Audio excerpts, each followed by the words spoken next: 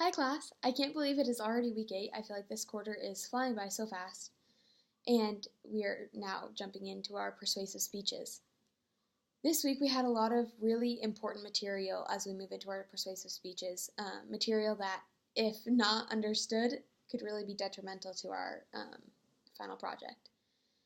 The first thing that I took out of, or the first article that I read was the critical thinking article. I think I've mentioned before that I was homeschooled up until this point of me, being in Running Start and doing TCC.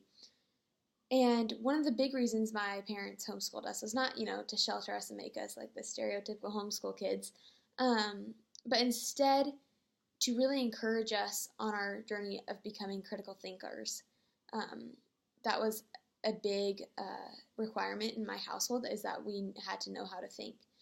This was, my parents made sure this happened by, having us enrolled in a ton of logic classes, in debate classes, and having us write a lot of persuasive essays.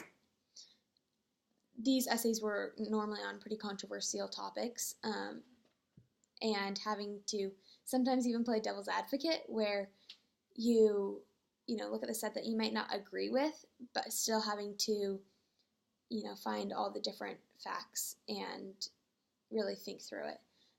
So critical thinking is something that I'm super passionate about, and I really loved what they had to say about it in this article.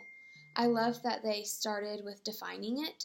That's something that I'm kind of crazy about, is making sure my terms are defined to start, and I really enjoyed that they started with defining it. They defined it as active and a choice, which I think is so true. And they also said, how big of a factor listening is. And I really liked how they continue to tie in all of the, through all of our topics, through all of our speeches, the importance of listening versus hearing. And so I really liked that they brought that back up again and integrated it into this article. The next part of that article I read was the fallacy part, and I am very passionate about fallacies. I think fallacies are something that could truly make or break your argument. Whether the audience believes in what you say, or not. If they disagree with your belief, they can't really disagree with your validity if you are free from fallacies. But I think it is something that is really easy to poke holes in. Like, if you have fallacies, then your article or your argument automatically is like, whether it's true or not, whether it's a good thought or not, if it's not valid, then it's like, oh, that's your opinion. Great. People aren't going to take it to heart and really consider it. So I think fully understanding fallacies is super important, because I think if you don't understand them, how are you not going to fall into them? So I think it's important, as we are moving into our persuasive speeches, that we are really aware of these fallacies so we're not committing them. The next article I read was the persuasive speech article, and I think I had two main takeaways from this. The pathos, logos, and ethos part, which we also had another article on, and Monroe's motivated sequence thing that we read. So I really enjoyed diving into both of these aspects. To start, the logos, pathos, and ethos is something that I am super interested by. I grew up reading a lot of Socrates and Aristotle, and seeing them, appeal to each one of these things, appeal to emotion, appeal to virtue, and appeal to logic. I think hitting on both of these, or all of these points, can, again, like the fallacies, really make or break the article or your argument. I think especially the emotion, obviously you can't appeal to emotion if it's not valid, because like I said before, that people aren't going to take it to heart.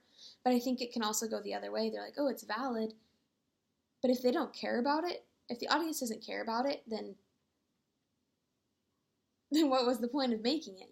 We talked about that when we were doing our attitudinal surveys of the audience, that if you're presenting on something that isn't relevant to the audience, then it doesn't matter how important the issue is, the audience isn't going to listen and fully take heart and then want to act upon it.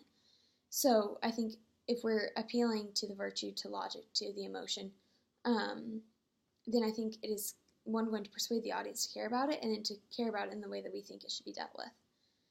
The second thing that I took away from this article was the, Monroe's motivated speech sequence. I think that's what it was called. Motivated sequence.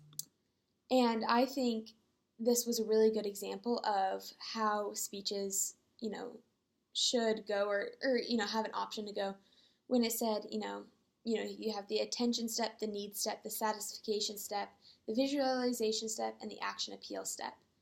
I think it is vital to address each one of these. You have to grab the audience's attention, you have to explain it to them, because they might not know what the issue is, but you have to grab their attention, explain it, give hope. I think hope is a big thing in these persuasive speeches, that, you're not just addressing the issue and like, oh, this is such a bad issue, but then giving hope in that there is something that can be done about it, and we don't just have to dwell on the negativity of the issue. Anyway, so I really enjoyed all the information that we took, or that we got to read this week, and all the different takeaways that were provided in it. And I look forward to hearing what you guys took away and what you guys are looking forward to applying as we are moving into our persuasive speeches. Bye.